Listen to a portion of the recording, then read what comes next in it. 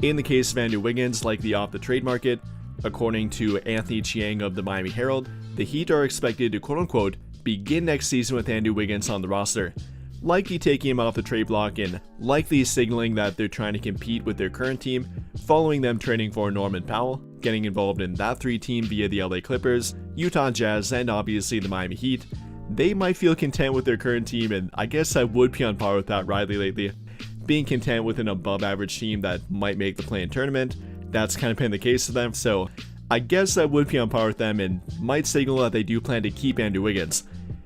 So with that in mind here, does that mean he's officially off the table for the Lakers?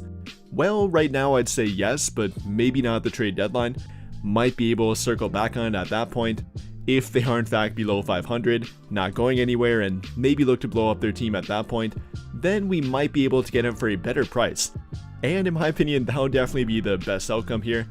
I mean, lately we've heard reports about them wanting a gigantic trade package for him. Something like Dalton Connect with Rui Hachimura and with a first-round draft pick, their only tradable first-round draft pick on top of those two. So yeah, that's definitely not a good price for him. If it would come down to that, I don't want Andrew Wiggins.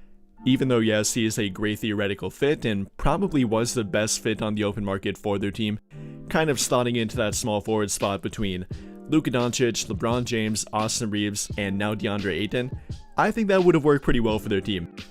However, it's better to not make any trade than make a bad trade, or I guess look for a different trade, and that would be the route that I would take here. And following Andrew Wiggins kind of being off the trade block, not likely to be a trade target for the Lakers anymore, I'd look for backup plans like Matisse Thybulle, Ochai Agbaji, or maybe a guy like Isaac Okoro. I made an entire video about this if you want to check it out, and I recommend it if you believe they need a 3-and-D wing target, but that would kind of be my backup plan for them, transitioning into lesser trade targets per se, but guys that could still fill a similar role for their team. I think that Ochai Agbaji would be a great addition for their team. That would be my favorite of the 3. Matisse Thybulle would also be very good and probably the most attainable between them, coming off a fairly injury-riddled season, but being durable in the past and having an expiring contract probably wouldn't take too much to get him. And then I guess for simply a third option, Isaac Okoro, got traded recently and might not have a long-term fit with Chicago, so I might look into that one too.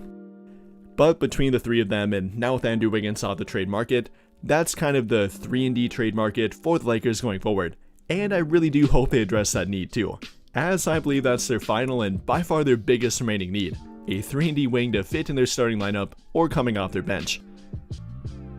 But I think that'll pretty much do it for this one, and if you enjoyed the video, then I would greatly appreciate it if you dropped a like, subscribe to the channel if you have not already, and hit that notification bell to never miss out when I upload a video. But as always, thank you for watching and have a great day or night.